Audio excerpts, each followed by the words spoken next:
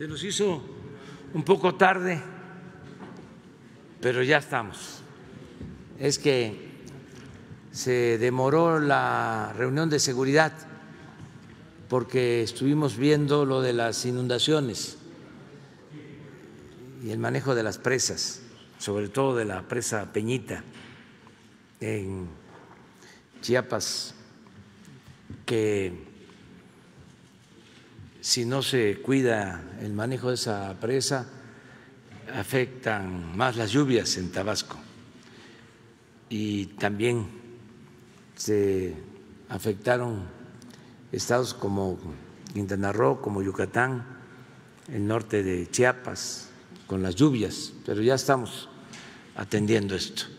Por eso tardamos, pero ya nos da muchísimo gusto que nos acompañen integrantes del sector privado que van a hacer un anuncio, vamos a hacer un anuncio que consideramos importante de inversión en proyectos en donde participa el sector privado y el sector público.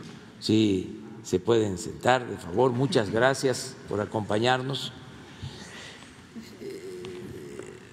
Vamos a iniciar, luego de dar a conocer este importante proyecto de inversión del sector privado,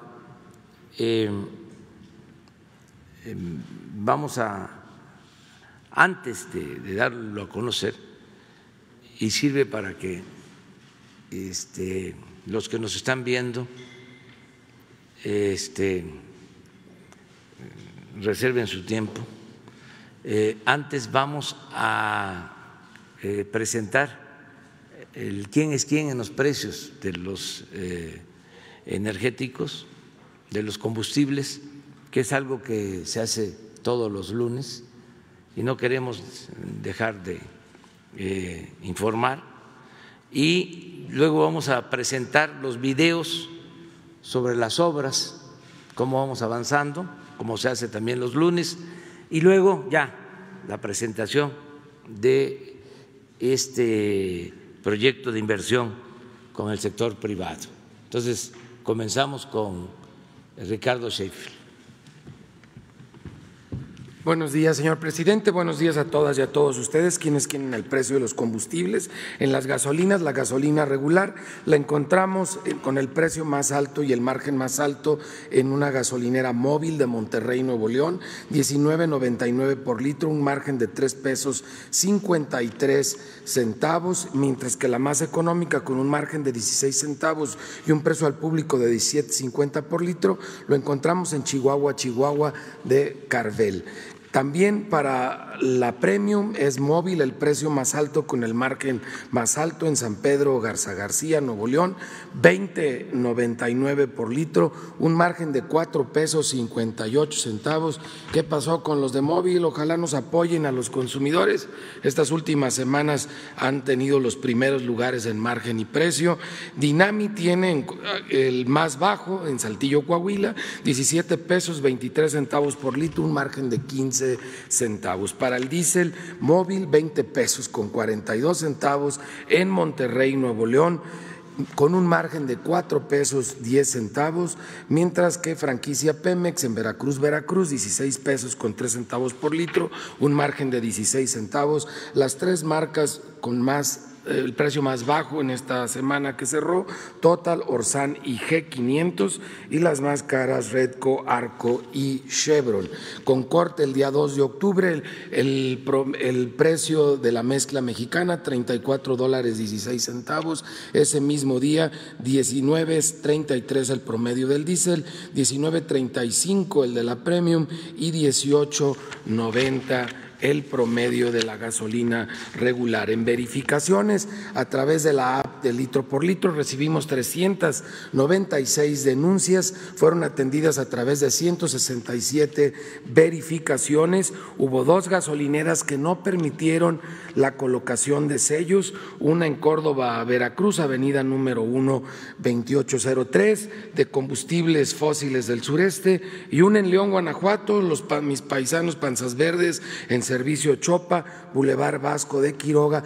Tampoco dejaron colocar sellos para que lo tomemos en cuenta los consumidores, que ahí están obviamente ocultando algo. Y Servicios Gasolineros de México en San Pedro Tlaquepaque, Jalisco, ni siquiera nos dejaron realizar la verificación, al igual que Servicio Tozapantintla en Coatlalcingo, Puebla, que tampoco permitieron la verificación. Encontramos un alterador de pulsador, que son estos aparatos en el pulsador para no dar litros completos, para robar a los consumidores.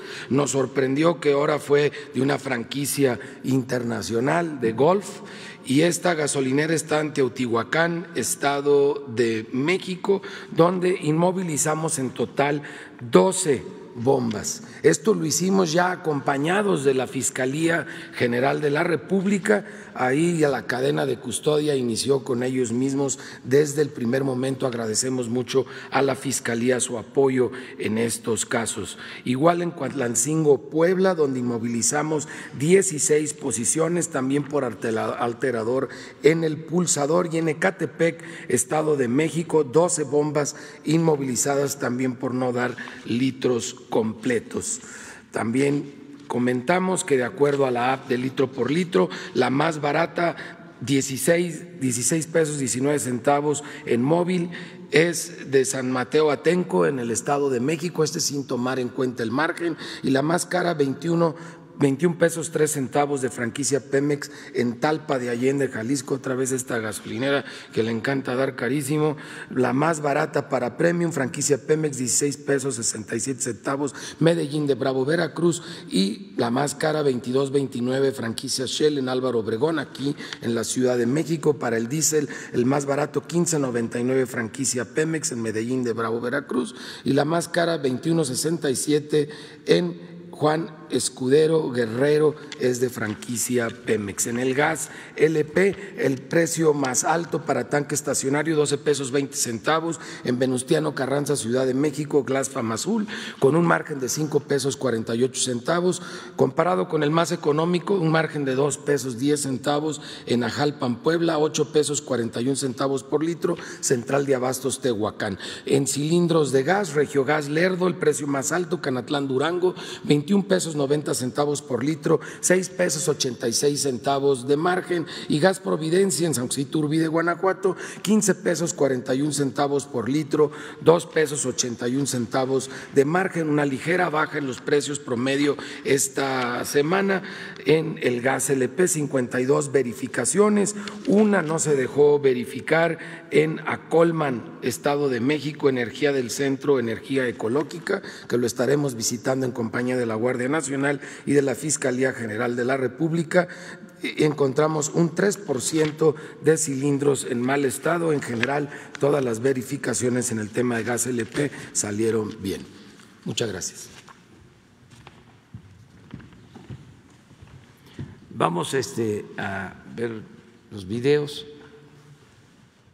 La Secretaría de la Defensa Nacional informa los avances en la construcción del Aeropuerto Internacional Felipe Ángeles al 5 de octubre de 2020. En la Torre de Control y Servicios de Extinción de Incendios se continúa con el montaje de la estructura metálica, colocación de muros e instalación de ductos de aire acondicionado. En el estacionamiento y terminal intermodal de transporte terrestre se trabaja en la excavación de cepas de cimentación y excavación para el sistema de tierras físicas y red sanitaria. En la pista y plataforma militar se avanza de forma destacada en la construcción de la losa de concreto magro y de alta resistencia, el tendido de tubería eléctrica y la colocación de tubos de concreto preesforzado. En la terminal de combustibles y red de distribución se realiza el armado de la estructura encubierta del tanque vertical atmosférico 2 y la conformación de base en vialidad central. En las redes hidráulicas y sanitarias generales se lleva a cabo la excavación para alojar tubería especial de gas y se continúan los trabajos en los cuartos de sopladores de las plantas de tratamiento de aguas residuales, número 2, 3 y 4. En el Hospital Militar de Zona, se ejecutan los trabajos de montaje de columnas y vigas en estructura principal, habilitado de muros de alojamiento para personal médico y de guardia. A la fecha se han generado 43.574 empleos civiles. Faltan 532 días de construcción. Gobierno de México.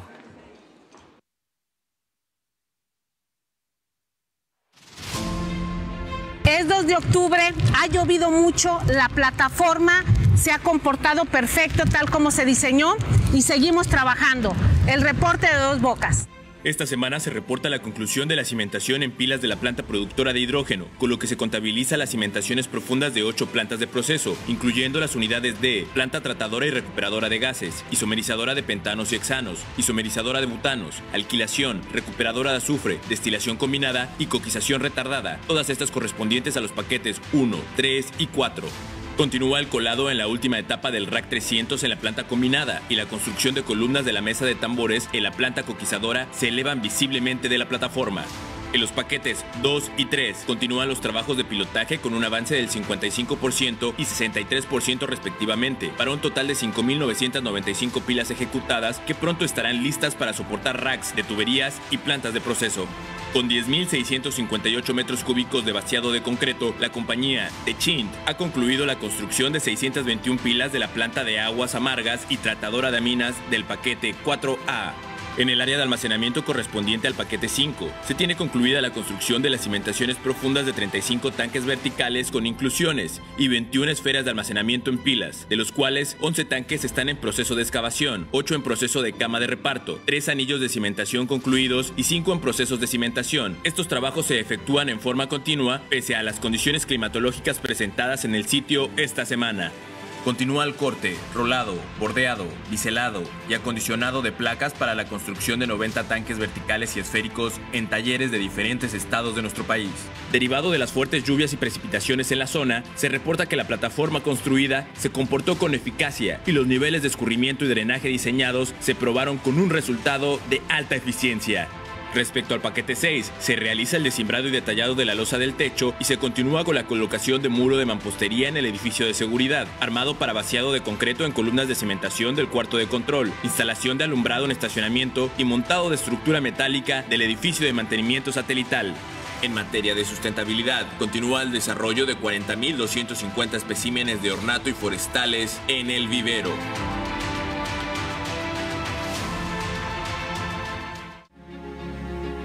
Tren Maya, reporte de avances. Semana 7 de 157. La semana pasada finalizamos la campaña total de geotecnia en el tramo 1.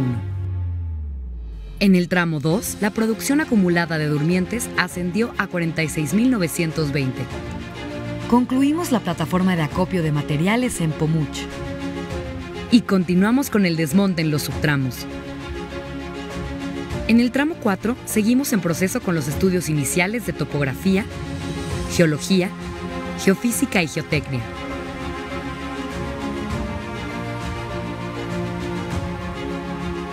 El durmiente es la columna vertebral del Tren Maya.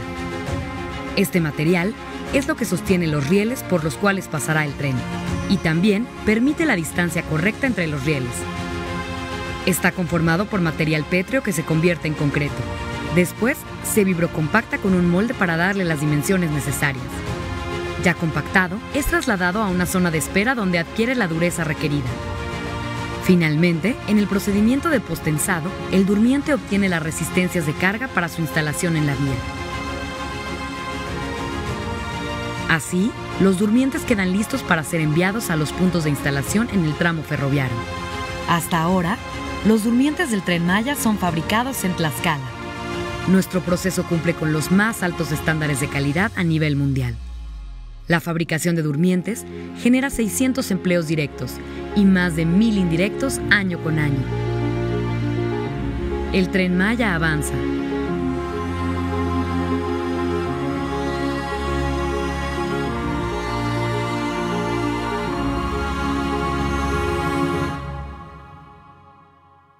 Gobierno de México.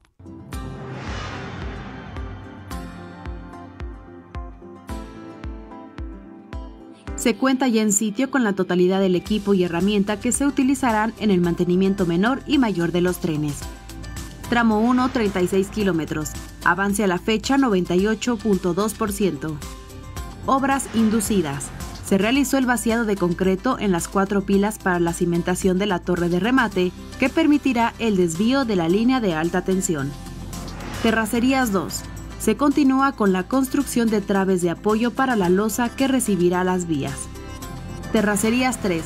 Se afina el corte en roca previo a la construcción de la losa de apoyo de las vías.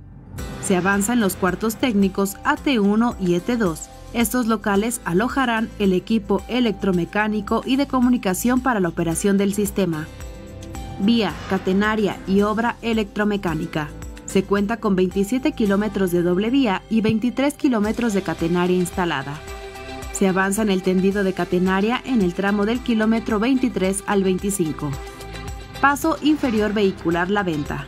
Se llevó a cabo una reunión con autoridades y representantes de los comuneros de San Mateo Tlaltenango para la reactivación de los trabajos en el PIB La Venta. Tramo 3 a cargo de la Ciudad de México. 17 kilómetros. Avance a la fecha 52%. Terminal Observatorio.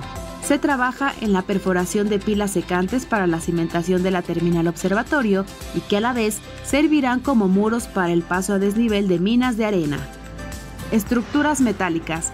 Se cuenta ya con la estructura principal de la estación Santa Fe y con los 3 viaductos mixtos fabricados en una planta especializada en El Salto, Jalisco. Secretaría de Comunicaciones y Transportes. Gobierno de México.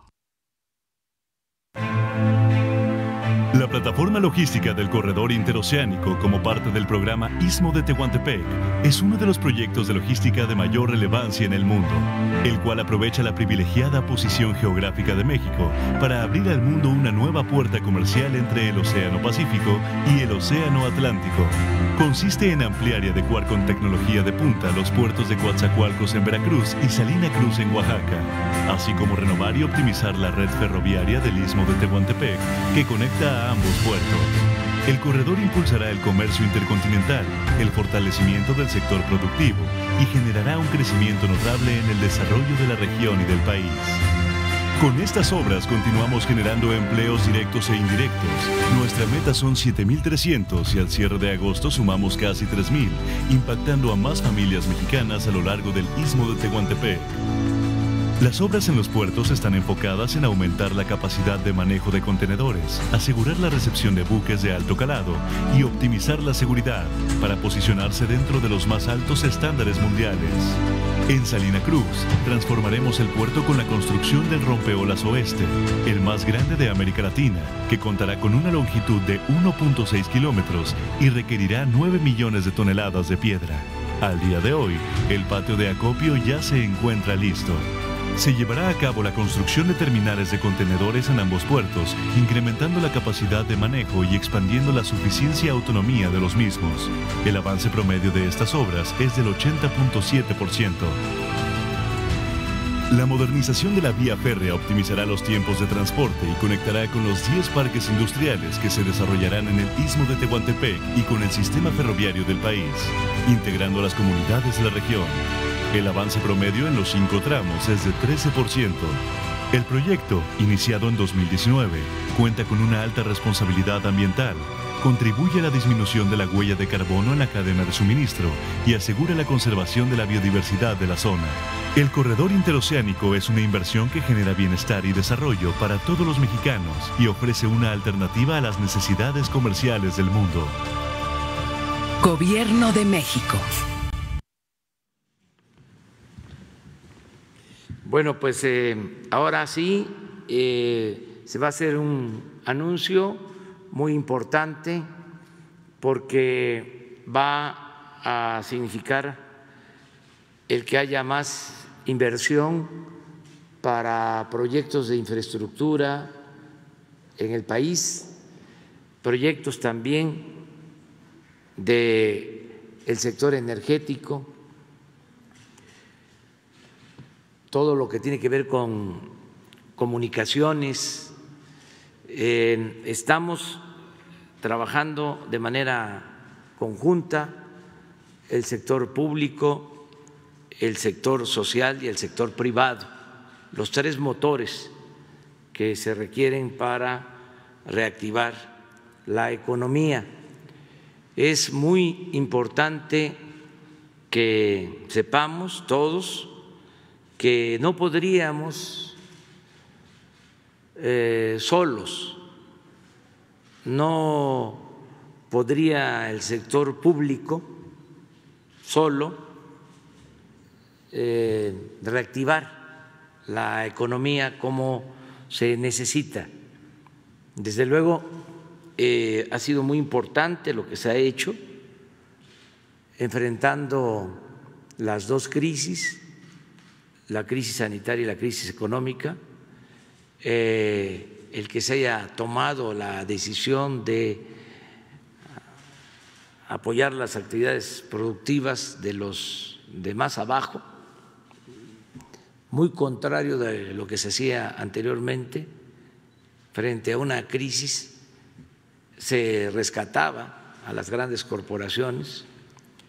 Ahora se optó por fortalecer el consumo de las mayorías y se destinaron muchos recursos para el bienestar, se entregaron créditos a pequeñas empresas como nunca se había hecho en el país. En 5 meses, alrededor de 2 millones de créditos para pequeñas, medianas empresas, con tasas de interés del 5% anual en promedio, algo nunca visto. Además, todo esto se hizo en 5 meses. Fueron créditos a la palabra, sin papeleo, porque la mayor riqueza de México es la honestidad de su pueblo.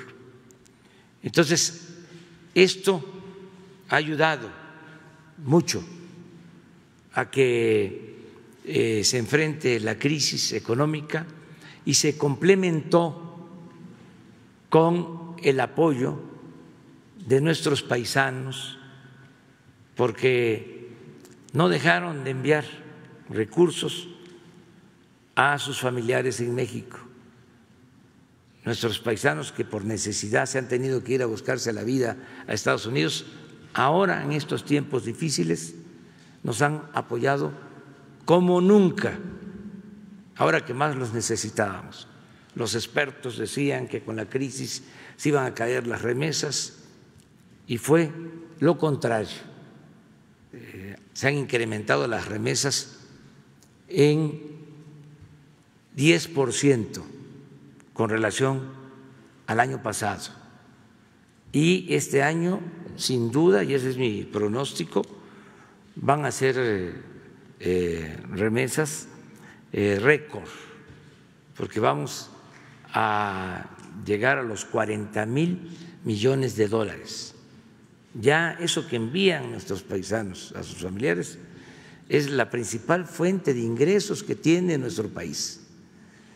Entonces, todo este envío de remesas llega a 10 millones de familias, también abajo.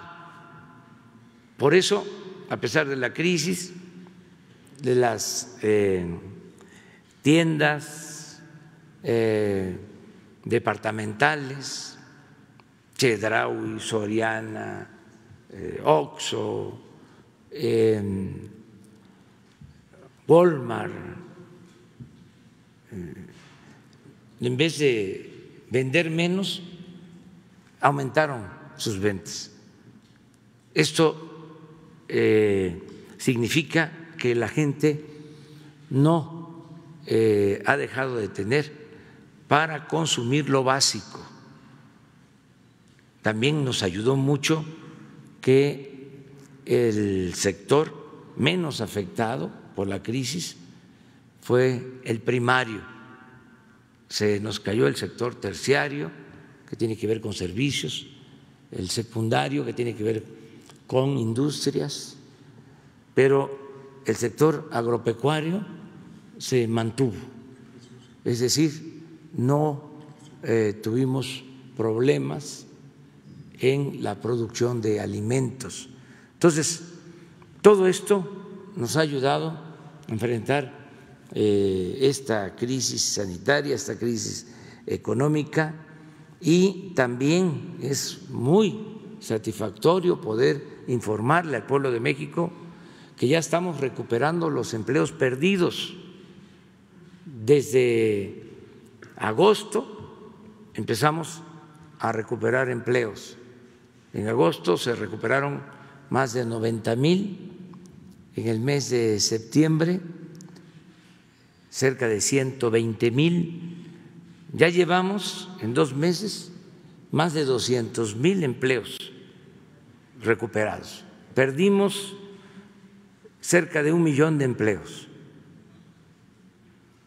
por la pandemia a partir de abril. Recuerden que solo en ese mes se perdieron 550,000 empleos de los trabajadores inscritos en el Seguro Social, pero ya estamos recuperando esos empleos. Si seguimos así, yo calculo que en 6 meses vamos a tener de nuevo los 20,500,000 empleos que estaban registrados en el Seguro Social antes de la pandemia.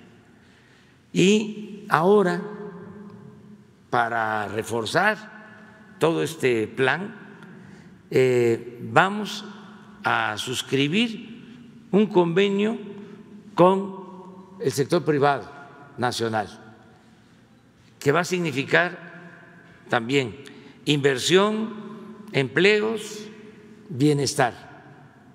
Por eso celebro que estén aquí los representantes de los empresarios de México, a quienes les agradecemos mucho, a ellos y a todos los empresarios del país, pequeños, medianos, grandes, que nos han ayudado mucho, desde no despedir a sus trabajadores, mantenerlos, seguirles pagando a pesar de que se detuvo la actividad productiva, hasta todo el apoyo que nos han brindado en equipos médicos, la actitud de los hospitales privados de poner a disposición camas para que se reconvirtieran hospitales del Seguro, de la Secretaría de Salud, para la atención exclusiva de COVID. Esto ha sido un gran apoyo. Hemos tenido mucho respaldo del sector privado y con esto más. Y es, vamos a decir, apenas el inicio, como aquí se va a explicar, porque vamos a seguir trabajando juntos y van a haber más inversiones y más empleos y más bienestar. Entonces, ya hice la introducción, ahora corresponde a Carlos Salazar que nos dé a conocer en qué consiste este plan. Muchas gracias, presidente. Muy buenos días a todos, señor presidente, muchas gracias por la invitación, compañeros secretarios de Estado, representantes del sector empresarial. Es para nosotros un motivo de enorme motivación el poder hacer un anuncio como este. Quiero recordarles que en diciembre del año pasado, en este mismo salón, ante el señor presidente, tuve la oportunidad de tratar de pronosticar qué iba a pasar en el 2020. Me equivoqué completa y absolutamente. Yo decía que vía 3 grandes cosas que se estaban haciendo en el Gobierno de México y en el sector privado tendríamos un magnífico año económico. Habíamos logrado subir los salarios como nunca, 20% el salario. Habíamos firmado hacía unos días, en ese mismo mes de diciembre, el Tratado de México, Estados Unidos y Canadá, lo cual le daba certeza, certidumbre a todos aquellos que invertían en el sector externo. Y por último, acabábamos de anunciar a finales de noviembre un gran plan de infraestructura que movilizaría la inversión privada y pública y trataríamos de que este fuera el elemento más importante para provocar un crecimiento de la inversión y vía el crecimiento de la inversión, los empleos, los salarios y lo que más nos interesaba, el bienestar de México. Por eso decíamos que iba a ser un gran año. Nunca nos imaginamos en ese momento lo que venía. Nunca imaginamos esta crisis sanitaria que se ha convertido en un problema económico autoinfringido, porque tratando de proteger la salud de los mexicanos, pues hemos provocado un problema económico de dimensiones inéditas. Sin embargo, la voluntad, el talento, la capacidad de México, representada por cada uno de los mexicanos, por sus empresarios, pero también por sus trabajadores, sus obreros, su sector social, sus trabajadores en Estados Unidos, sus políticos, todos aquellos que queremos a México, hemos tratado de encontrarle una salida a esta problemática. Hoy, como dice el señor presidente, anunciamos dentro de aquel plan de infraestructura que teníamos a finales del año pasado, una reactivación del mismo plan y un paquete de proyectos que seguramente tendrán un impacto enormemente positivo en el país. Sin embargo, alrededor de este plan se mandan muchísimos mensajes importantes. Se manda el mensaje de estar unidos, buscando el bienestar del país. Se manda el mensaje de que buscamos tener la certeza y la certidumbre de la cual hemos hablado durante reiteradas ocasiones. Vuelve la Presidencia de México a reiterar el interés que tiene en la inversión privada, el soporte que la inversión privada le puede dar a nuestro país, la importancia de trabajar unidos y juntos y, como él dijo ya, un paquete de inversión que se va a ir anunciando paulatinamente. Quisiera yo, en la presentación que tenemos, no sé si la vamos a proyectar en este momento, tenemos en esto un marco de acuerdo para la reactivación económica entre el Gobierno federal y el Consejo Coordinador Empresarial. Y anunciaremos, como ya dije, un conjunto de acciones y proyectos de infraestructura financiados primordialmente con capital privado. Aún en estas circunstancias difíciles, como ya dije, México tiene un enorme potencial. Estamos convencidos de que nuestro país merece tener mejores niveles de vida y mejores niveles de bienestar. Estamos convencidos que lo podemos lograr y que para esto requerimos la colaboración del sector público, social y privado. Para una reactivación económica con equidad se requiere que reforcemos la atención a todos los sectores de la población, pero principalmente a los desfavorecidos, y que podamos crear un ambiente de negocios propicio donde impere la certeza con reglas claras y estables, siempre bajo la conducción de un Estado de Derecho fuerte y eficaz. Esto implica erradicar la corrupción, como lo ha dicho el presidente en reiteradas ocasiones. Implica mantener la estabilidad macroeconómica y tener mecanismos transparentes y la sustentabilidad que contribuyan a resolver obstáculos que puede enfrentar cualquier proyecto.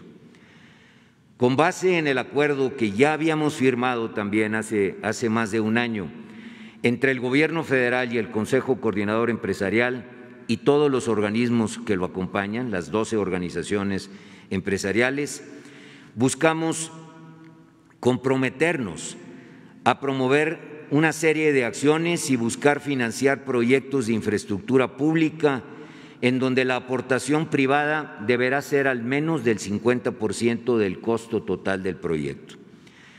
Buscaremos aprovechar el TEMEC. El COVID-19 ha reforzado la importancia estratégica de la integración de las cadenas productivas en América del Norte y requerimos programas para el desarrollo de proveedores nacionales competitivos, alianzas estratégicas, atracción dirigida a la inversión, mejoras en el cruce fronterizo y facilitación para la participación de las empresas de todos los tamaños.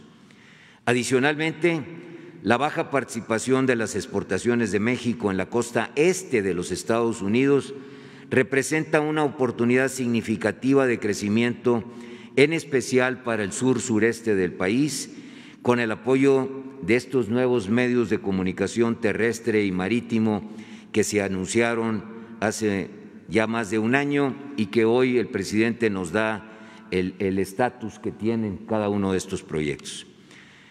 Debemos de promover el turismo. El turismo es una importante fuente de ingresos y empleo en el país. Por ello debe plantearse opciones para reposicionar y reactivar el sector, no solo con las más estrictas medidas de seguridad sanitaria, sino también con la modernización de la infraestructura de comunicación, mantenimiento de carreteras, trenes de pasajeros, rehabilitación y construcción de aeropuertos, así como mejorar cada vez más la seguridad pública. Todo esto va a lograr que trabajemos en conjunto para ese objetivo que el sector privado se comprometió con el presidente de la República hace ya también casi 2 años, de poder promover que la inversión de nuestro país, pública y privada, llegase al 25% del Producto Interno Bruto y que a través de eso aprovechemos las ventajas competitivas y podamos crecer y ofrecer una mayor rentabilidad social y económica a todo nuestro país. Ese es el principal objetivo que buscamos y este es el primer paso que damos. Hemos identificado, como también ya se comentó, proyectos en todos los sectores: comunicaciones y transportes, energía, turismo, agua potable, saneamiento y medio ambiente. Hoy se anunciarán 39 proyectos y le pediré yo a alguno de mis compañeros, al secretario de Hacienda, que él sea el que nos identifique los proyectos, nos dé los montos y nos explique cuál va a ser la mecánica con la que vamos a trabajar en subsecuentes reuniones. Yo no me queda más que apreciar otra vez la confianza que se está teniendo en nosotros como vehículos del sector privado para lograr este tipo de acuerdos en bien de nuestro país, en bien del bienestar de toda la población. Agradezco enormemente a los empresarios y a los organismos empresariales que nos acompañan en el Consejo Coordinador el apoyo irrestricto que le han dado a todas las acciones que hemos promovido buscando, como siempre, acuerdo, unión y beneficio para todos. Muchas gracias, señor presidente, y muchas gracias a todos ustedes.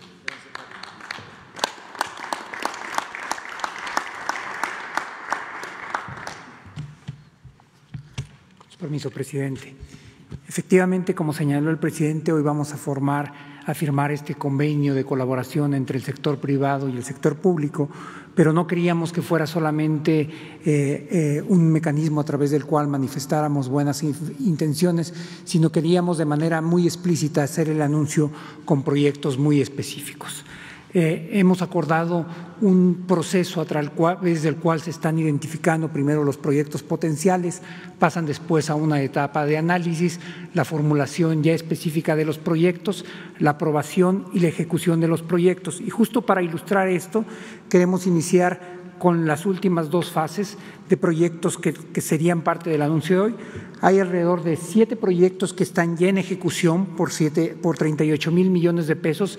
Esta ejecución inició en el mes de diciembre, en los últimos 10 meses, y un total de 32 proyectos por 259,000 millones de pesos, de los cuales 156,000 son el sector de comunicaciones, 98,000 en energía y 2,000 millones de pesos en agua y medio ambiente. Esto, tan solo lo que pueden ver en la segunda columna, es más de un punto porcentual del Producto Interno Bruto. El total de los proyectos que acaban de estar recientemente en ejecución o que van a ser anunciados para iniciar este mismo mes suman casi 300,000 millones de pesos. La siguiente, por favor. ¿Cuáles son? Primero empezamos con los proyectos que están en ejecución y, como yo decía, los tenemos organizados en orden cronológico. El más antiguo de ellos empezó hace apenas 10 meses, en diciembre del 2019, y lo que van a ver donde se tiene identificado el proyecto, el monto, y en el siguiente cuadro vamos a ver el mecanismo a través del cual se está iniciando el proyecto con el sector privado. El último de los que empezaron a ejecutarse fue tan solo en el mes pasado, que es el que fue impulsado por el gobierno de Aguascalientes, y es la construcción del libramiento carretero surponiente a Aguascalientes. Si pasamos a los proyectos que se anuncian el día de hoy, aquí vamos a encontrar, después del número, la característica a través del cual se está ejecutando este proyecto. Cuando se habla de desdoblamiento, ahí nos estamos refiriendo a concesiones carreteras que ya estaban en proceso de ejecución, por ejemplo, una carretera de 25 años y que le quedaban ya nada más 10 años. Al ampliar el proceso, el tiempo de la concesión, se aumenta el valor presente neto de esa carretera, y contra esa acción se hace una inversión, por ejemplo, en la primera de ellas, de 4,297 millones de pesos, que no le cuestan ni un solo peso al gobierno federal. Estas, las 4 primeras, van a iniciar este mismo mes, que son el libramiento carretero de San Luis Potosí, la ampliación de la autopista Tuxtla-Gutiérrez, San Cristóbal, la construcción de la avenida Juárez, la primera etapa de San Luis Potosí, así como la autopista Tepic-Villa Unión. Podemos pasar a las siguientes, ya no me voy a detener en ellos, pero les va a dar una idea de los montos. Por ejemplo, algunos son muy importantes, como pueden ver en el nivel 14, la construcción del tren suburbano ramal Lechería para el Aeropuerto Internacional Felipe Ángeles, es a través de un mecanismo de concesión y tiene más de 12,000 millones de pesos en inversión, y se empieza a hacer en marzo del próximo año. Si pasamos un poco a la siguiente, ahí van a ver, por ejemplo, la 19, la carretera de la autopista Real Monte con el entronque a Huasca, forma parte de un proyecto de la carretera de Pachuca a Huejutla, y como pueden ver ahí tiene un esquema mixto, porque hay inversión tanto privada como inversión pública. Y finalmente, si pasamos a la siguiente, hay 5 proyectos en el sector energético, que son los primeros que se están anunciando en este sector. La mayor parte de los que anunciamos con anterioridad tenían que ver con comunicaciones y transportes. Algunos de ellos son muy, muy importantes y de montos muy, muy relevantes. Por ejemplo, el proyecto 30, que es la instalación de una coquizadora en la refinería de Tula. Tan solo ese proyecto tiene una inversión de 54,000 millones de pesos. Todos estos van a iniciar el año que entra.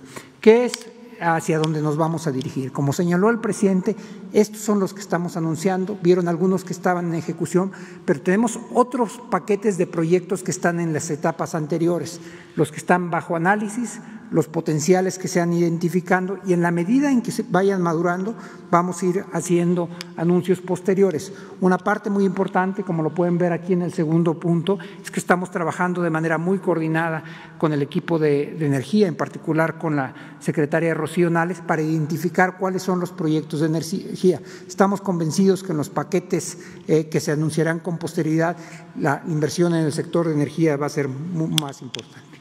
Muchas gracias. Adelante. Vicepresidente. Muy buenos días. Señor presidente, muchas gracias por su apertura y disposición para trabajar junto con el sector privado en esta iniciativa que busca aportar a la reactivación económica de nuestro país. Gracias también a todos los funcionarios del Gobierno de México que están participando en este gran esfuerzo.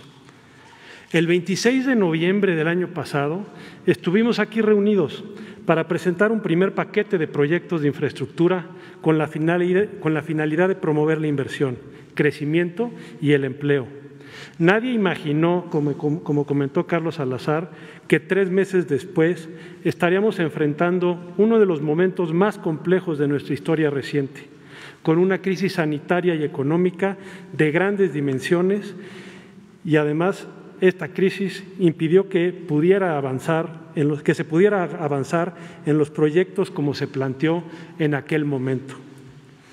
El confinamiento en una gran parte del mundo ha sido comparado con un freno de mano en el quehacer cotidiano, afectando fuertemente la actividad económica.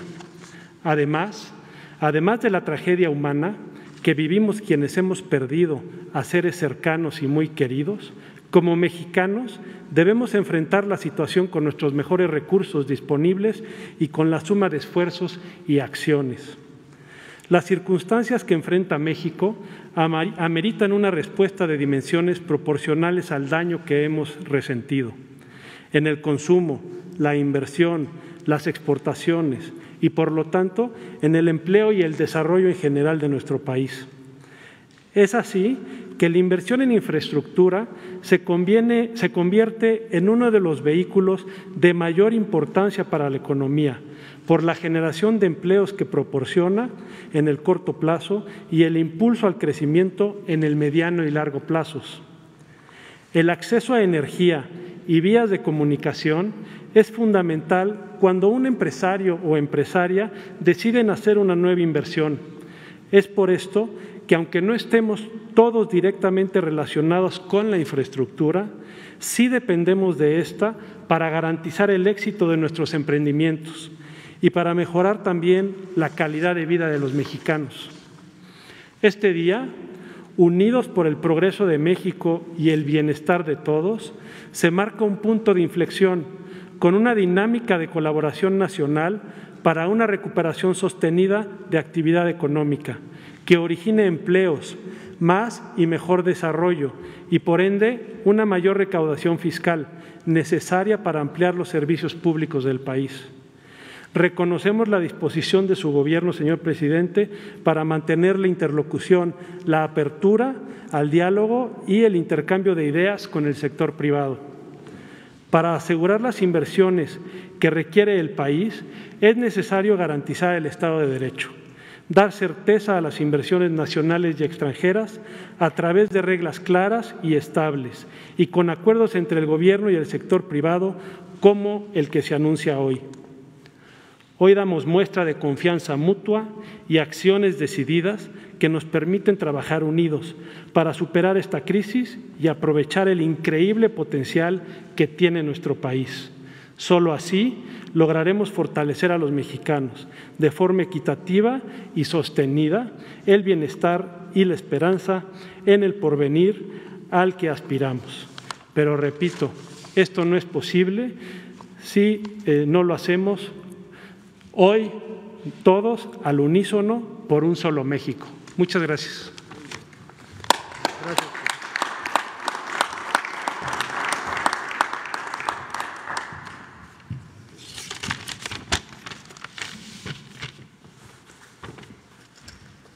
Señor presidente, señores secretarios, amigos empresarios,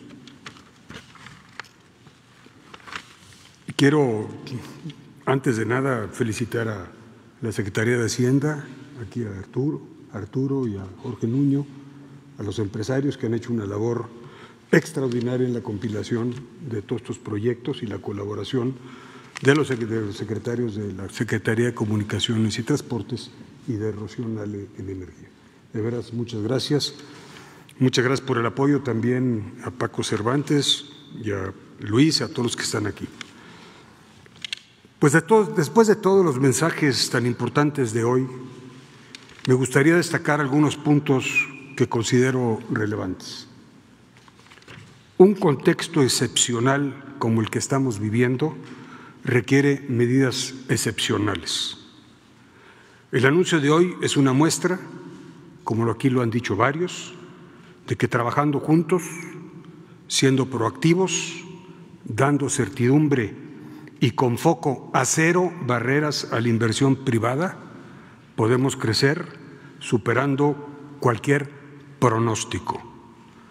Y ese es el resto, superar cualquier pronóstico. En este nuevo contexto, el mundo no se ha detenido, al revés, está mutando.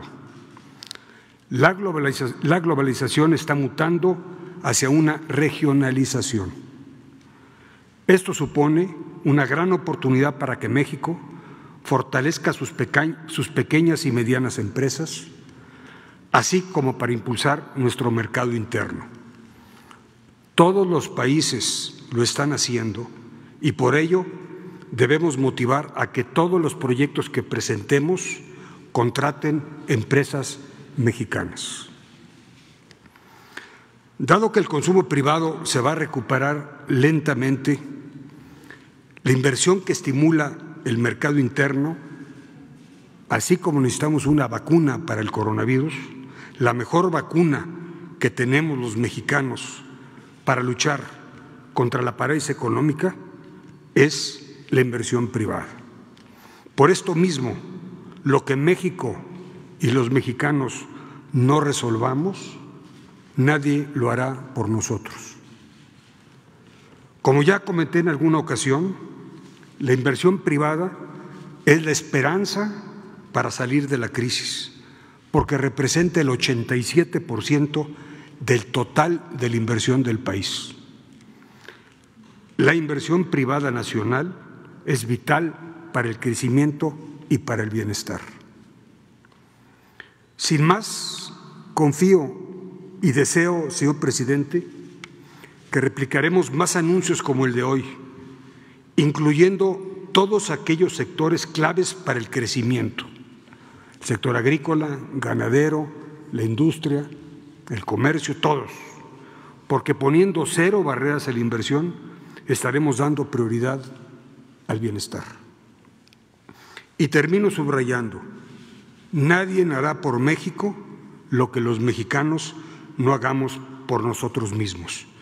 Muchas gracias y reitero mi más sincera enhorabuena por el importante paso que acabamos de dar hoy. Muchas gracias.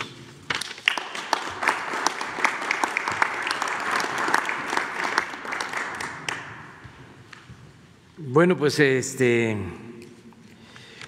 es el anuncio muy importante. Como no hubo un maestro de ceremonia, no hubo una presentación, no está de más mencionar quienes nos acompañan. Está la doctora Graciela Márquez Colín, que es secretaria de Economía, está aquí con nosotros. La ingeniera Rocío Nale García, secretaria de Energía, también está aquí con nosotros. El doctor Arturo Herrera, secretario de Hacienda, nos acompaña y intervino para dar a conocer este plan. Alfonso Romo Garza, jefe de la Oficina de Presidencia, que también acaba de tomar la palabra y nos ayuda mucho Alfonso Romo con su trabajo de comunicación permanente con el sector privado. Está con nosotros quien llevó a cabo el trabajo de elaboración de este plan, articulando todos los proyectos de todos los sectores, y él debió iniciar la exposición, solo que yo me equivoqué, y además porque quería que hablara el representante del sector privado, Carlos Salazar, pero aquí le hacemos un reconocimiento a Jorge Nuño, que es titular de la Unidad de Inversiones de la Secretaría de Hacienda. él nos ayudó.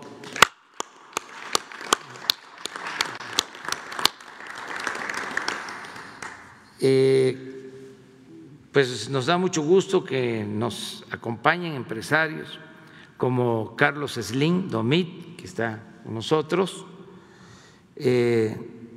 Rogelio Zambrano, que está aquí con nosotros, del grupo Cemex. Carlos Slim es grupo Carso. Está el ingeniero Héctor Ovalle Mendívil, que es director de Coconal, que está aquí también con nosotros. Ellos trabajan en lo que tiene que ver con carreteras, con modernización de carreteras, con construcción de autopistas. Está también el maestro Daniel Becker Feldman, que es presidente y director general del grupo financiero Mifel. Está también aquí con nosotros acompañándonos. Y los presidentes de organismos empresariales, ya escuchamos a Carlos Salazar Lomelín, que tomó la palabra. Carlos ha encabezado esta iniciativa. Lo mismo Antonio del Valle, presidente del Consejo Mexicano de Negocios, quien ha participado junto con Carlos y constantemente han estado ellos promoviendo que se lleve a cabo este plan de asociación, sector privado, sector público, sector social. Nos acompaña también Francisco Cervantes García, presidente de la CONCAMIN, está aquí Francisco, Luis Niño de Rivera, que es presidente de la Asociación de Bancos de México. Luis, bienvenido. Él representa a todos los bancos del país y nos da muchísimo gusto que esté aquí José Manuel López Campos, que es el presidente de Concanaco, de los comerciantes de México. Muchas gracias a todas, a todos. Esta es la presentación que se hizo de este plan y como aquí se mencionó, se van a ir anunciando nuevos proyectos.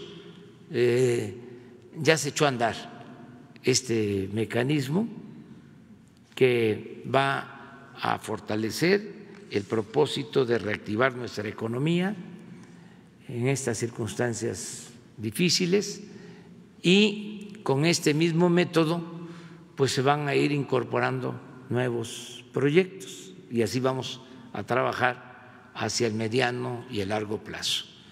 Abrimos, si les parece, sobre el tema, que tenemos que firmar. Sí, entonces vamos primero a eso. Pequeño detalle.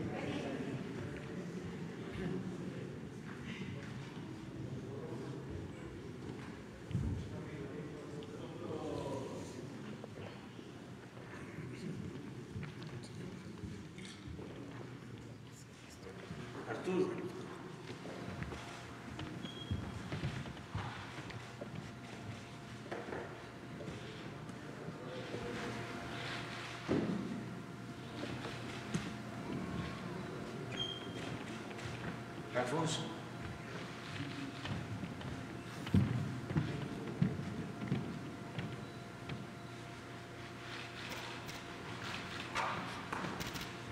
Carlos.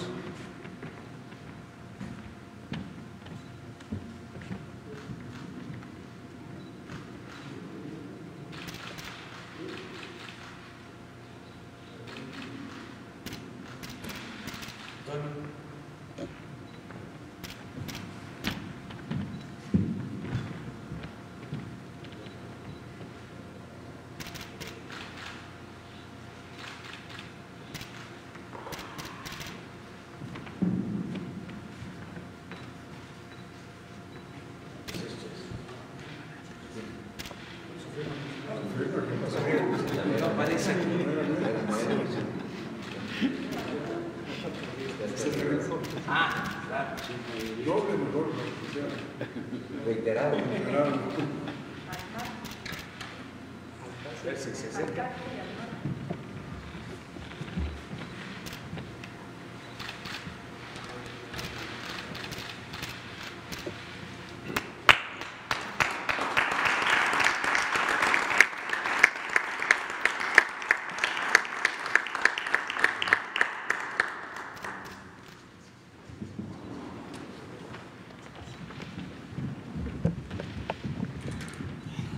Vamos con preguntas.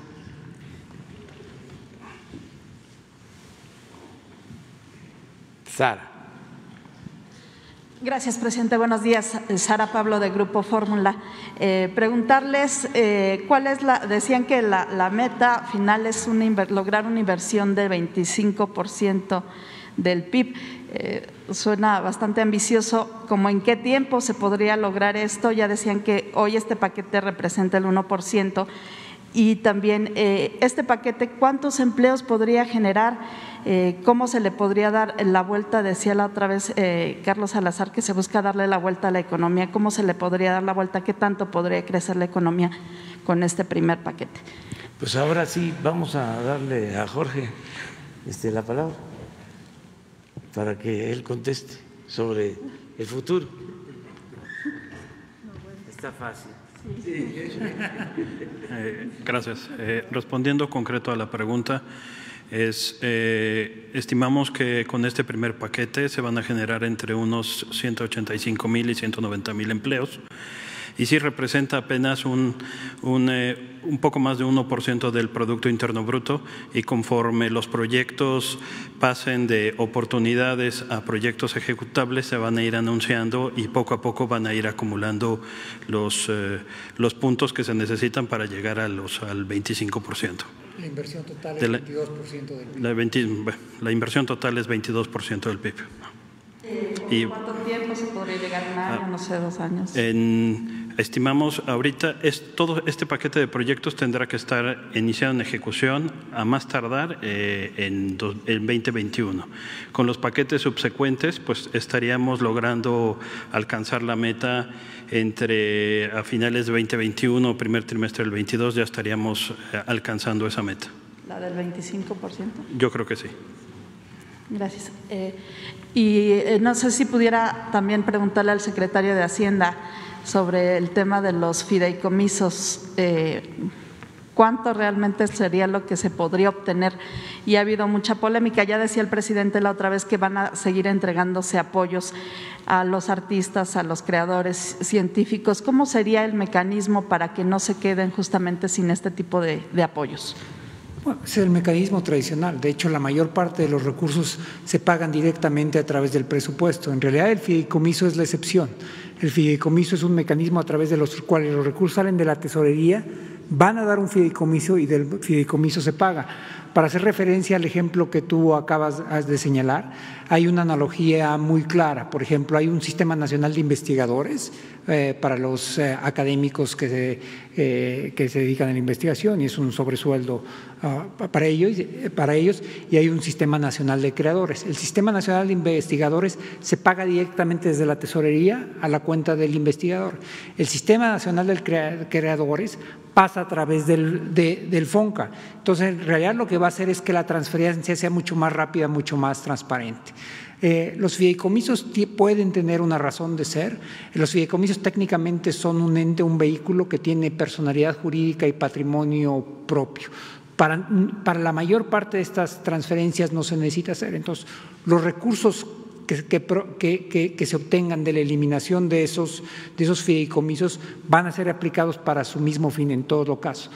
Lo que sí no va a pasar es que antes, cuando había subejercicios, los recursos se quedaban sentados en el fideicomiso.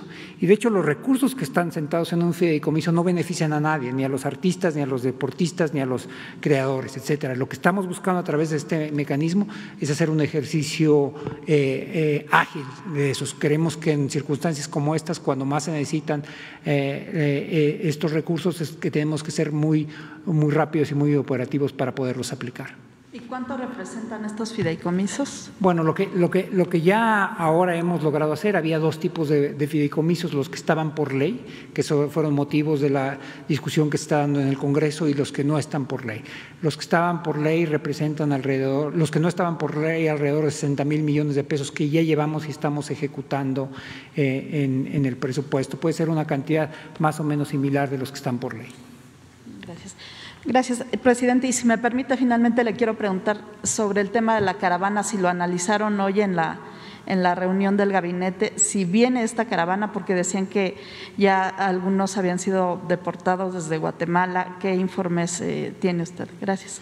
Pues que afortunadamente no se continúa con la caravana que viene de Honduras, porque tanto el gobierno de Honduras como el gobierno de Guatemala ayudaron a convencer a los integrantes de esta caravana de que no hay condiciones sanitarias y que había que actuar de manera distinta. Creo que ayudó mucho el llamado que hicimos, sobre todo la advertencia de que podía haber intereses políticos, porque no es casualidad de que se organice una caravana cuando estamos a menos de un mes de las elecciones en Estados Unidos. Desde luego, no podemos asegurar que fue por eso que se organizó la caravana. Sí nos generó extrañeza el que en vísperas de las elecciones se iniciara esta caravana. Hay también una realidad, hay mucha gente necesitada de trabajo, pero se está haciendo lo que considero es fundamental, el que se den opciones, se den alternativas, que la migración sea opcional, que la gente pueda trabajar donde nació, donde están sus familiares, sus costumbres. Nadie se sale de su pueblo por gusto, lo hacen por necesidad. Entonces también estamos conscientes de eso y se están atendiendo las cosas, pero ya la mayoría de los integrantes de esta caravana se han regresado a Honduras, de Guatemala. De todas maneras, nosotros vamos a seguir observando esta situación, pero ya no hay el número de personas que se pensaba iban a entrar al país. Se hablaba de 2.500 integrantes. Ya no, son muy pequeños grupos, no hay ningún problema. Es, vamos a decir, el regreso a la normalidad. De todas maneras, sí hay un plan especial en la frontera sur, estamos ahí pendientes. Sí tratamos el asunto desde ayer, estoy recibiendo informes, lo mismo que de las inundaciones, como lo hacemos todo el tiempo. ¿Hay coordinación con Guatemala? Sí, se le pidió al secretario de Relaciones Exteriores, Marcelo Ebrard, desde el viernes que se estableciera comunicación con los gobiernos de Honduras y de Guatemala. El gobierno de Guatemala, lo tengo que decir, emitió un comunicado, incluso firmado por el presidente de Guatemala, argumentando de que por razones sanitarias no era posible que transitaran los migrantes libremente por el territorio de Guatemala. Entonces sí hubo una intervención de parte de los gobiernos de Centroamérica. Sobre el tema, para don Carlos Salazar. Don Carlos. Muy buenos días, presidente de todos los mexicanos. Buenos días a los invitados, buenos días a los colegas y buenos días a quienes nos escuchan. Su servidor Carlos Pozos, reportero de La Molécula y columnista para la revista Petróleo y Energía. Don Carlos, usted como presidente del CC al inicio, ahorita de este acuerdo para la reactivación con equidad, económica con equidad, dijo que admitía que se había equivocado. ¿Nos podría explicar si esta aseveración que dice se equivocó en que el gobierno, usted creía que estaba tomando malas decisiones económicas? Mi pregunta es, usted a nombre de los empresarios aquí reunidos diría que hay rumbo y confianza y que están lejos las ocurrencias. Bueno, qué bueno que hace usted esa pregunta porque me permite aclararla perfectamente. Cuando yo me refería a equivocarme es que nosotros pronosticamos en diciembre del año pasado que íbamos a crecer al menos al 4%, porque teníamos todos los elementos en la mano, me refería a los tres: un salario creciente, una certeza y una certidumbre en lo que significaba el Tratado de Libre Comercio con Estados Unidos y Canadá, y tercer elemento, un plan de infraestructura que movilizaría la inversión. Y pronosticamos en aquel entonces que eso era suficiente para que nosotros tuviéramos un magnífico año económico. Ahí fue donde nosotros nos equivocamos, porque nunca pensamos que el impacto que iba a tener el COVID sobre la salud de los mexicanos y cómo protegiendo la salud de los mexicanos nos íbamos a autoinfringir un problema económico como el que hemos vivido. Ese es el contexto donde yo me refiero a la equivocación. Creo que la muestra de lo que hoy está pasando es una muestra de que estamos unidos en un mismo objetivo, que tenemos una orientación y que hay verdaderamente una enorme posibilidad en nuestro país de que movilizando la inversión nos recuperemos más rápidamente de lo que hoy se va, y que definitivamente creemos que este va a ser uno de los pasos que tenemos que dar en el sentido de poder lograr un mayor bienestar para todos los mexicanos. Muchas gracias. ¿Hay rumbo económico en esta administración? Sin duda, cuando uno habla de esto, tiene uno un rumbo, tiene una orientación. Lo que hoy anunciamos, no me cabe duda que establece una guía y establece sobre todo un proceso. El señor presidente nos ha dicho y nos ha instruido a los que estamos trabajando en esto y estamos tratando de colaborar, de que esto sea reiterado. Nosotros ya estamos trabajando en el segundo paquete que vamos a anunciar, esperemos pronto, no sabemos cuándo tengamos ya definido, pero lo que sí tenemos, mi querido compañero, un proceso donde van definiéndose los proyectos, como lo explicó también el secretario de Hacienda, desde el punto de ejecutables, proyectos que están autorizados, proyectos que están en preparación, proyectos que están en análisis y proyectos que están en ideas. Todo eso lo tenemos ya establecido en un proceso con la colaboración, como se dijo, de Jorge Nuño, de la Oficina de la Presidencia. Estamos trabajando en conjunto todas las organizaciones empresariales, tratando de entender dónde están esas posibilidades y esos potenciales. Muchas gracias. Al contrario. Muchas gracias, presidente. Si me permite hacerle una pregunta al secretario de Hacienda. Adelante. Secretario, hoy un periódico de los medios impresos, Reforma, dice que los fideicomisos se van a manejar a capricho.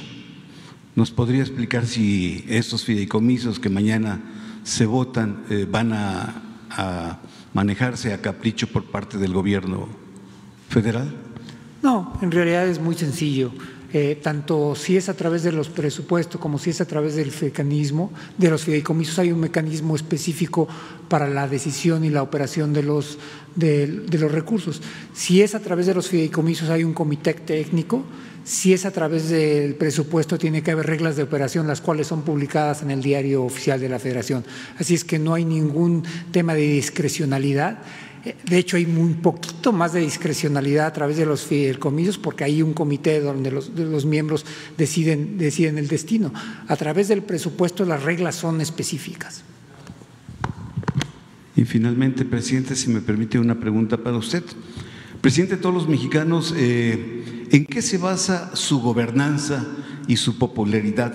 Toda vez de que una de las empresas encuestadoras que más lo castigan, que es Mitofsky, admite que ha crecido su aceptación al pasar de un 47% a un 54% actualmente, presidente. Bueno, la verdad es que estamos trabajando bien, se está sintiendo el cambio, lo está sintiendo la gente, el pueblo,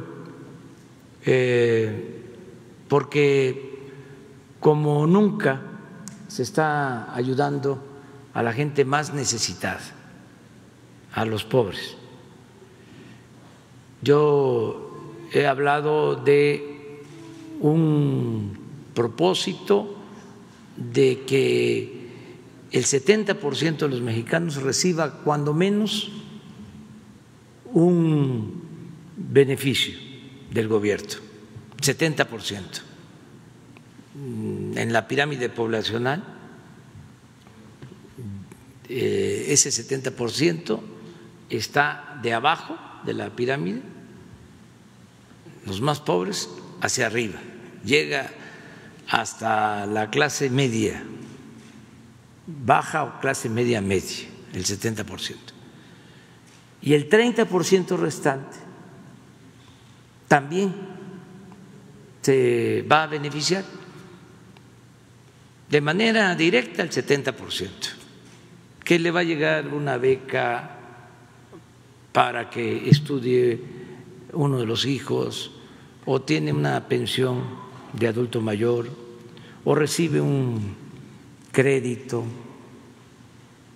o mantiene su empleo como trabajador en Pemex, como trabajador de la Comisión Federal de Electricidad. En fin, ese es el 70%. Pero el 30% restante también se beneficia porque si consumen los de abajo, pues se está impulsando la industria, se está impulsando el comercio y se benefician los empresarios y se benefician los comerciantes. Si impulsamos proyectos de infraestructura, pues se benefician las empresas. Si se logra, como fue posible, el tratado económico comercial con Estados Unidos y Canadá, pues van a llegar más inversiones, son más empleos, son más beneficios para todos los mexicanos. Entonces, ese es nuestro modelo y lo vamos a patentar porque sí, funciona. Ahora, a diferencia de otros países, con la crisis, nosotros no solicitamos créditos adicionales. La mayoría de los países se endeudaron. Nosotros no.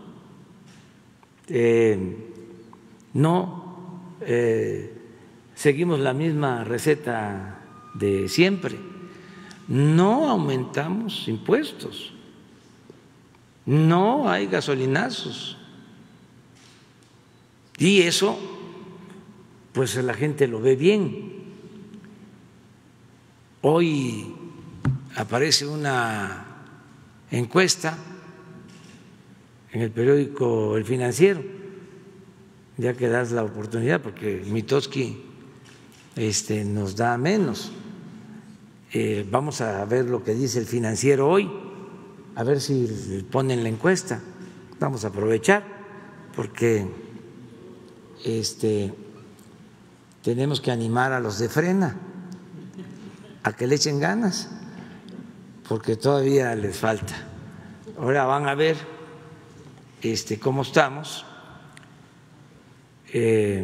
Tenemos el apoyo de los mexicanos, yo les agradezco mucho eso, y yo no voy a fallarle al pueblo.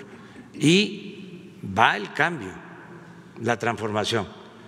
Claro, hay inconformidad, esto es normal, porque se trata de una transformación, no es más de lo mismo, es cero corrupción, cero impunidad. Entonces, hay quienes se sienten afectados, incluso no solo porque mantenían privilegios, sino porque ya no se mantiene la política conservadora, se está buscando que haya un cambio. Entonces, sí existe esa oposición, pero eso también es consustancial a la democracia, si no sería un régimen autoritario. Miren, ¿cuánto estamos? 62.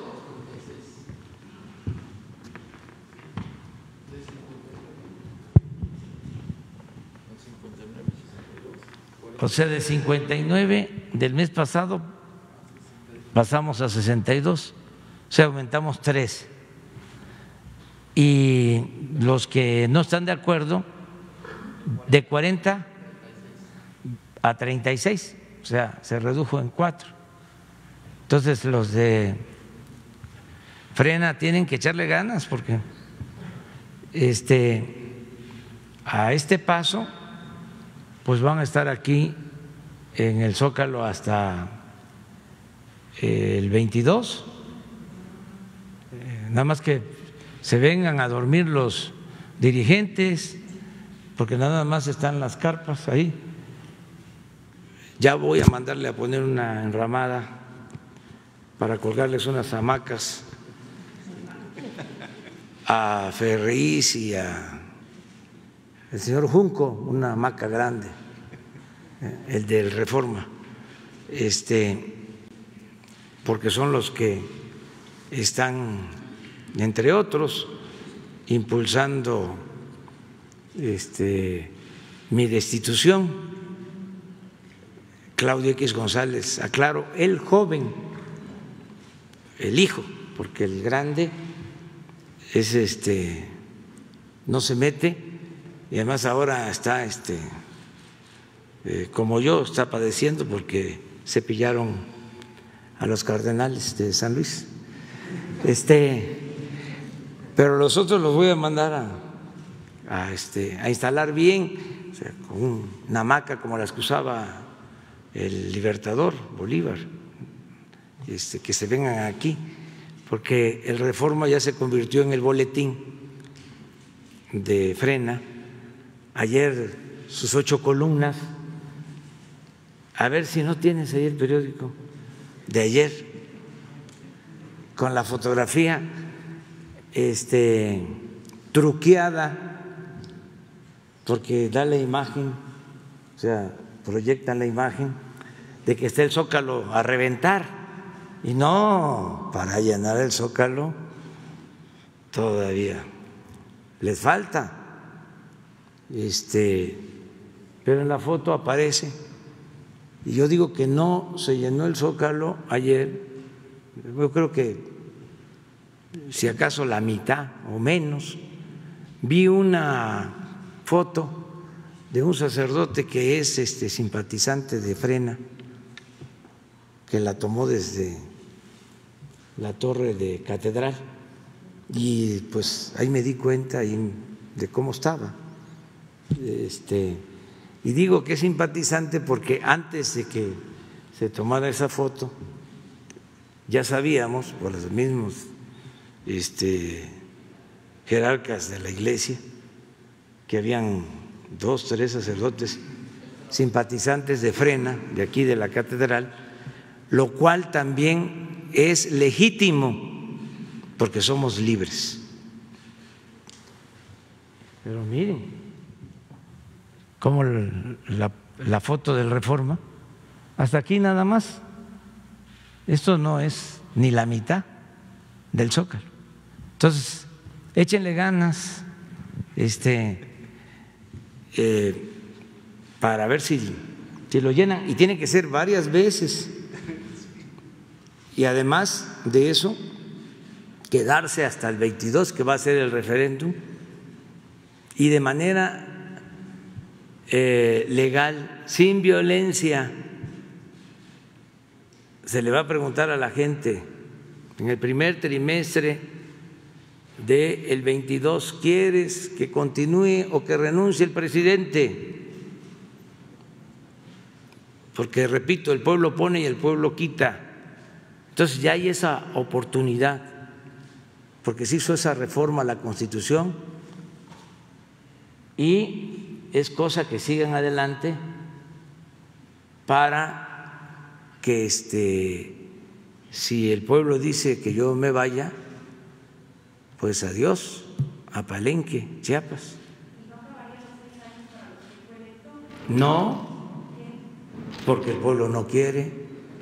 Y en la democracia el pueblo manda. Pero la Constitución dice otra cosa, presidente. No, pero en la Constitución está el referendo, está la revocación del mandato, y yo no voy a estar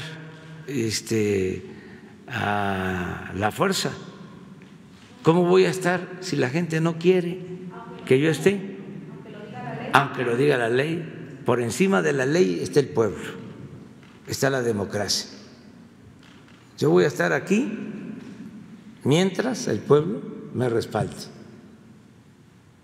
Cuando ya el pueblo diga no, hay presidentes que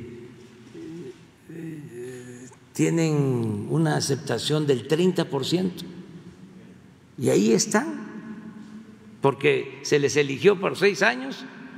Dice, es legal, es constitucional. No se puede así. ¿Cómo se gobierna sin el respaldo de la gente? Más, ¿cómo se transforma un país si no se cuenta con el apoyo del pueblo? Decía Juárez, con el pueblo todo, sin el pueblo nada. Yo no soy un ambicioso vulgar. Yo llegué aquí para transformar.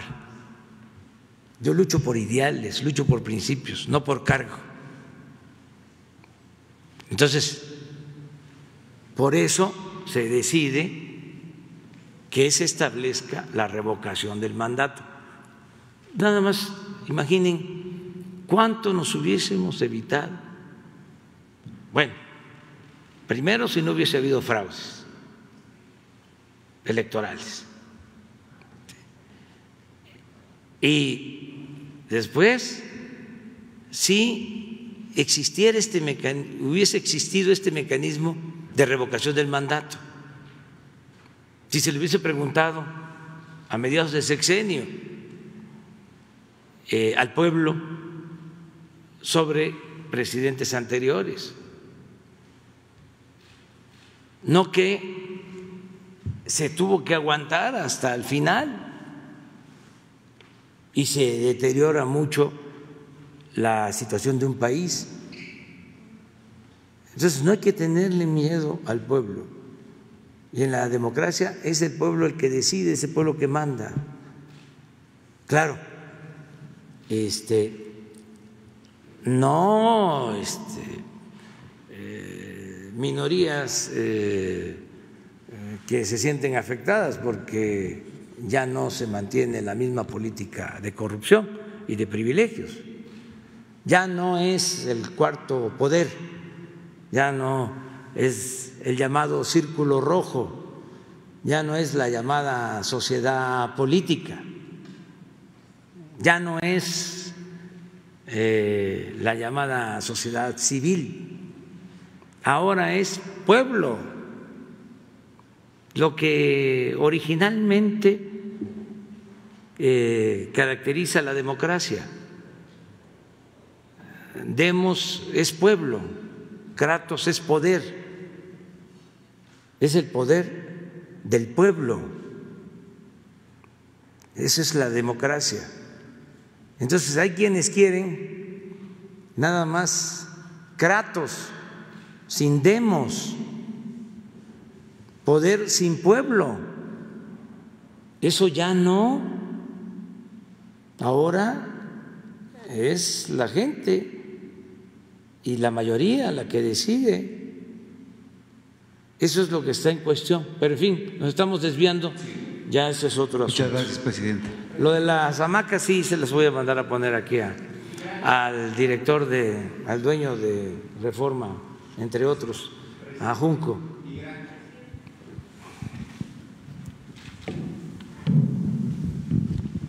Buenos días, presidente. Buenos días a la gente que lo escucha, lo ve, y a los señores funcionarios del gobierno y los integrantes de la iniciativa privada.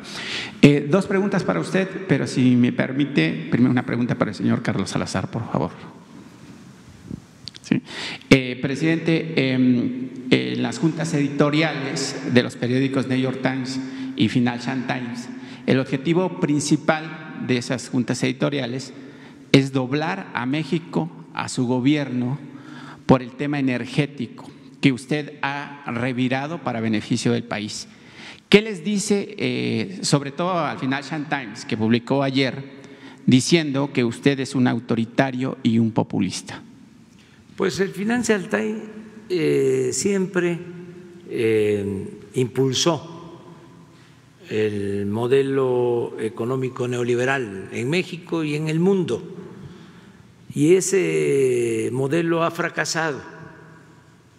Entonces, ellos, en vez de estar cuestionando nuestro proyecto alternativo en lo económico, en lo social, en lo político, deberían de ofrecer disculpas al pueblo de México y al mundo entero, porque la crisis en México y la crisis en el mundo se produjo fundamentalmente por el modelo económico neoliberal, por apostar todo a las privatizaciones,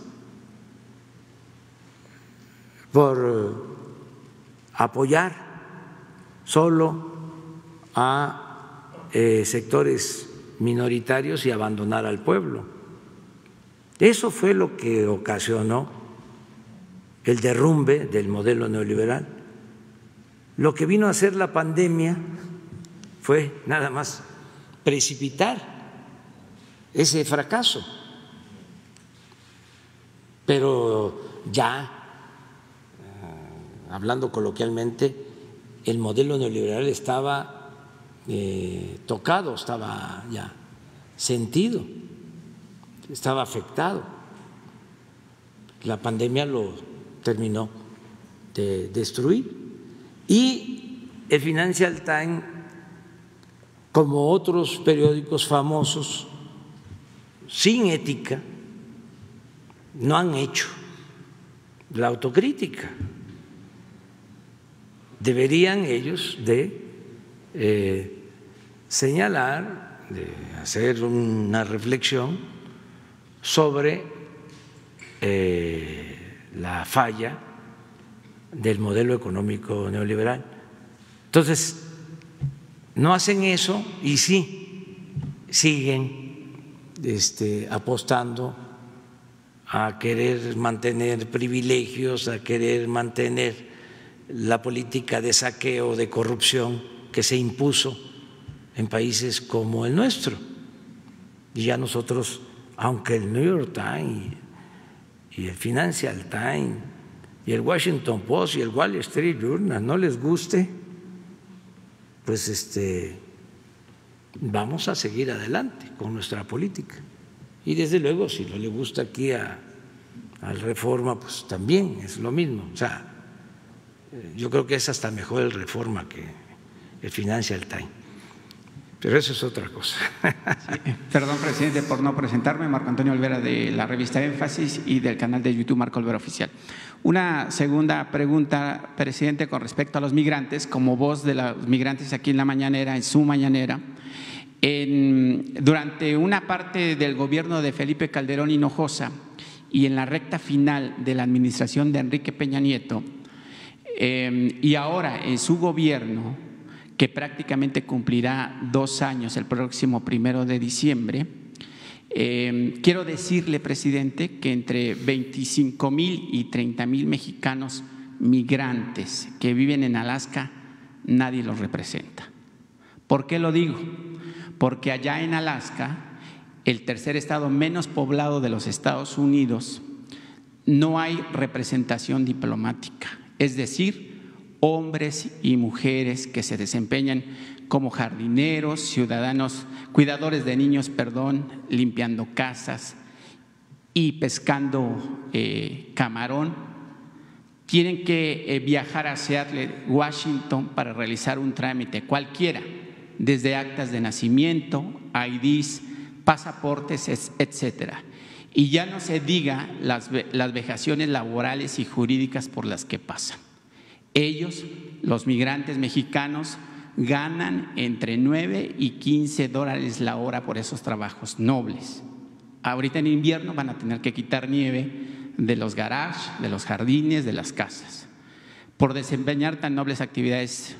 Presidente, ¿qué le dice Marcelo Ebrard, secretario de Relaciones Exteriores? ¿Qué le responde Marta Elena Federica Bárcena Coqui, la embajadora de México en Washington, que usted propuso y que además el Senado la ratificó? Porque no hay quien atienda a los mexicanos allá. Nos faltan recursos, al Estado mexicano le faltan recursos para poner un representante diplomático allá. El elefante reumático del que usted tanto habla también persiste en los consulados y en las embajadas de México en el exterior. ¿O los funcionarios antes mencionados se hacen ojo de hormiga, presidente? ¿Qué le contesta a estos 25, 30,000 migrantes que nadie los representa, que están a libre albedrío? Y le voy a poner un caso que sí es realmente de preocupación. En tiempos de COVID, que todavía vivimos las secuelas en el mundo entero, nadie se apareció, nadie preguntó de los migrantes mexicanos. Entre una población de 700,000 personas y que por fortuna solo hubo 56 individuos que perdieron la batalla por el COVID-19. 5,000 se encuentran en recuperación y 360 están en activos por la misma pandemia, presidente. Sí, vamos a escuchar, o mejor dicho, se va a atender tu planteamiento. Le voy a pedir al secretario de Relaciones Exteriores que tome en cuenta lo que acabas de exponer y que se vea la posibilidad de que haya una representación de México en Alaska, como lo estás proponiendo. Le vamos a pedir a Marcelo Ebrard que lo atienda y él me va a presentar un informe y yo te voy a responder aquí sobre este asunto. ¿Te parece? Gracias. Sobre todo que los migrantes, pues yo diría que es una industria que genera millones de dólares en el país, incluso superior al turismo y perdón por los empresarios, incluso superior a lo que los empresarios generan en este país. Sí, y son mexicanos y merecen la protección y el apoyo de nosotros y lo vamos a hacer, sí, independientemente de otras consideraciones. Y una pregunta para el señor Carlos Salazar, si me lo permite. Si les parece, Carlos. Perdón. Muy demandado hoy, presidente. Sí. Señor Salazar, buenos días. Sus órdenes. Usted acaba de firmar un convenio con el Gobierno de Cooperación para impulsar el desarrollo y generación de empleos para impulsar a México después de la pandemia que hemos vivido por el COVID-19. y que como consecuencia nos ha dejado una catástrofe, digamos, económica. Aquí afuera hay un grupo de empresarios, también de medios de comunicación e incluso gente de la sociedad civil que recibe el 65 y más para las personas mayores, sus papás o ellos mismos reciben ese apoyo. También hay padres de familia que están aquí afuera y que reciben pues el apoyo para los jóvenes que antes les llamaban ninis. ¿Qué le dice a sus pares empresarios que están aquí afuera, mientras que ustedes están remando hacia el norte para avanzar, ellos están yendo hacia el sur, cuando usted está haciendo un llamado para que podamos remar hacia una misma dirección? ¿Qué le dice a esos empresarios? Porque algunos de ellos formaron parte del Consejo Coordinador Empresarial. Bueno, no sé exactamente a quién está usted refiriéndose, pero nosotros representamos a una cantidad enorme de empresarios a través de las 12 organizaciones que integran el CCE, 1.600.000 empresarios. Todos ellos son definitivamente parte de nuestras acciones. Cuando hablamos de promover la inversión, estamos pensando en ellos, y cuando hemos tenido reiteradas veces pláticas con el presidente, nosotros siempre hemos insistido, y lo hicimos en el documento de dimensión social del empresario mexicano, la importancia que tienen los programas sociales, el apoyo a los más desfavorecidos, el interés real y genuino de todos los empresarios mexicanos de que nadie se nos quede atrás y que definitivamente vayamos en esta recuperación, y no solamente por la recuperación, sino buscando siempre el crecimiento de nuestro país, y que nadie, insisto, se vaya quedando sin recibir los beneficios de un desarrollo adecuado. Yo creo que la política que se propone por parte del presidente es exactamente esa, es tratar de integrar a todo mundo en un bienestar compartido, y es el mensaje que nosotros le damos a todos los empresarios mexicanos.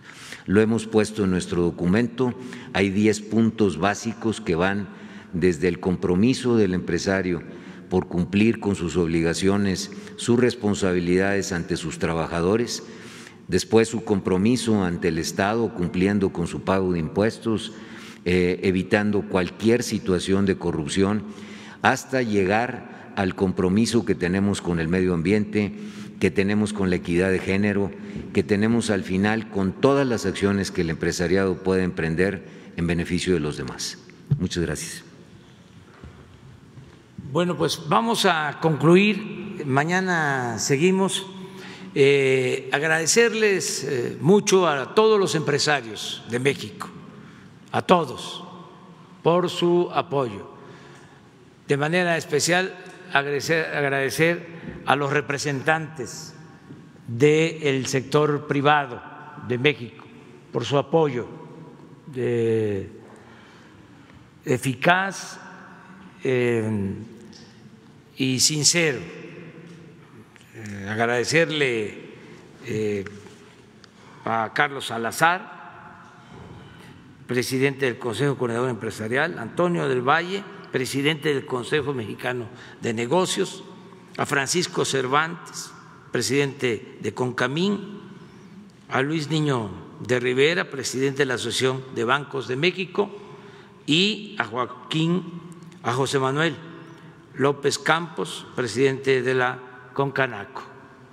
Agradecerles también a los que nos acompañaron en esta ocasión, que ya los mencioné, empresarios, a todos, y vamos a seguir trabajando juntos, y también algo que es muy importante, garantizando las libertades, el derecho a disentir. No tenemos por qué estar pensando lo mismo todos. No puede haber pensamiento único. La democracia es pluralidad y debemos de ejercer a plenitud nuestras libertades. Nosotros no condicionamos para nada el que tengan relación con el gobierno, sí coinciden en todo con nuestras políticas. No tenemos por qué coincidir en todo. La democracia es eso, es pluralidad. No es totalitarismo, es libertad. Entonces, así vamos a seguir. Y agradezco hasta a los conservadores, y lo digo con respeto, hablo de conservadores porque es el concepto, es el término, es la palabra para distinguirlos, porque están por conservar. El conservadurismo es eso, es mantener el statu quo, es que las cosas no cambien. Entonces siempre han habido conservadores en la historia de México y en la historia del mundo. Entonces nadie se debe de ofender, como existen desde siempre los liberales. Entonces, mi respeto a los conservadores, opositores. La única insistencia es que acepten que tenemos nosotros también el derecho de réplica y que vamos también a ejercer nuestra libertad. Y lo otro es que no se permita la hipocresía, que no estemos con un doble discurso, una doble moral, que hasta con orgullo podamos decir: yo soy opositor conservador, como yo soy liberal, yo estoy por la transformación. Pues así, y garantías de no represión, de no acoso, libertades plenas. Por eso están aquí en el Zócalo, en la protesta. Nada más que le apuren, que llenen el Zócalo varias veces, que sigan haciendo su labor con absoluta libertad, de manera pacífica, porque una cosa es que por la vía democrática puedan lograr su propósito de que yo abandone la presidencia, y otra cosa es un derrocamiento, el actuar por la vía ilegal, por la vía de facto de los hechos. Eso no. Tenemos que procurar que las cosas se resuelvan, se diriman por la vía pacífica. Hace unos días un escritor, que yo tengo una opinión de él porque es un conservador y además porque es como líder de opinión del conservadurismo, Martín Moreno, llegó al extremo de decir que si se viviera en la Inquisición, él quemaría a todos los morenistas, uno por uno, vivos en el Zócalo. O sea, una cuestión excesiva, ¿no? Y pues no solo es propagar odio, sino a mí me llamó mucho la atención de que no salió nadie de los que supuestamente son antifascistas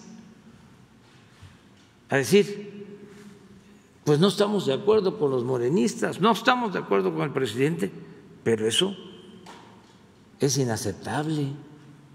Nadie salió de los escritores del Reforma, articulistas, o de los intelectuales orgánicos, ninguno. Entonces, ¿qué somos? Pues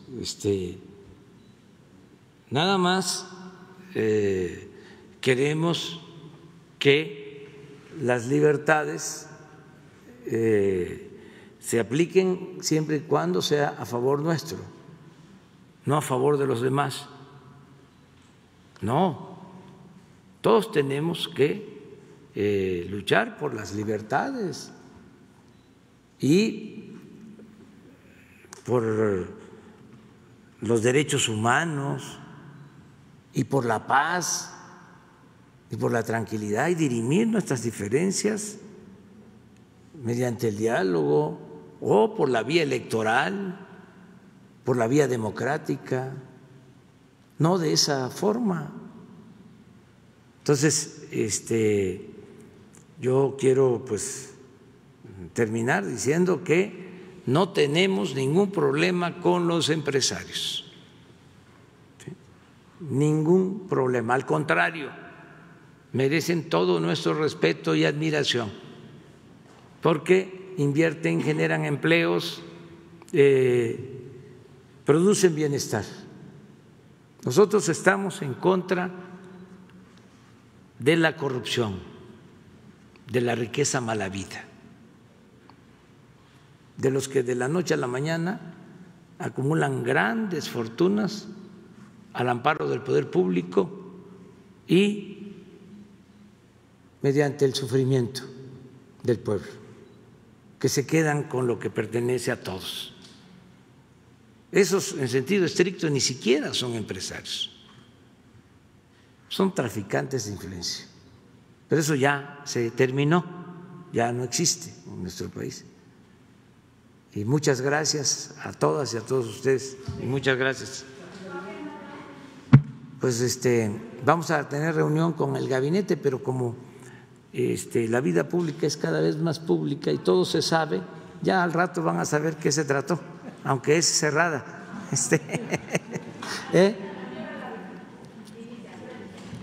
¿La del gabinete? A las 11. A las 11.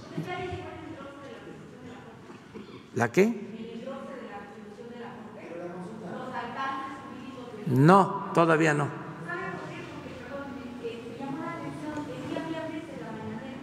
Cuando usted estaba aquí, el presidente de la Corte dio muchas entrevistas a medios de comunicación explicando parte de los alcances de la consulta y de lo que se resolvió, y dijo que lo que resolvieron daba más para la creación de comisiones de la verdad que para investigaciones. Por eso yo le pregunto si ya conocen ustedes, usted como presidente, los alcances jurídicos, porque es muy importante y es muy interesante lo que pueda venir en el engrose de la resolución. Sí, mire, voy a estar pendientes de la resolución y aquí la comentamos, si les parece. Para que nos lo dé a conocer, ¿hacemos ese compromiso, presidente? Sí, cómo no, claro. Sí, es muy, muy importante. Sí. Esta semana va a ser importantísima, porque van a presentarse muchas cosas. Creo que corresponde la declaración del señor García Luna. Sí, este miércoles, y tengo entendido también de que se va a presentar, aunque todavía no sé si ya terminaron, la averiguación de lo del señor Lozoya. Que entonces va a haber mucha información. Pero entonces nos avisa de lo del engrose para conocerlo. Una vez que yo tenga el aviso, lo leo y les informo a ustedes. Sí, porque en la sesión pública remota nadie habló de comisiones de la verdad, ninguno de los ministros, y en medios Saldívar dice que da para eso, entonces genera confusión. Pues sí, claro, genera confusión. Si da confusión. para eso también está bien, pero todavía no nos adelantemos. No, que nos explique. Muy bien. Sí, gracias, muchas presidente. Gracias. Muchas gracias.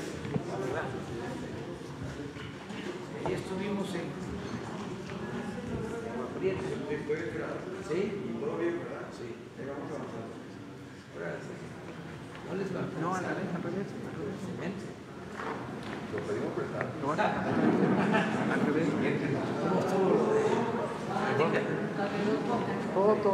hizo la licitación de volumen muy grande y ganó Holcim un superprecio.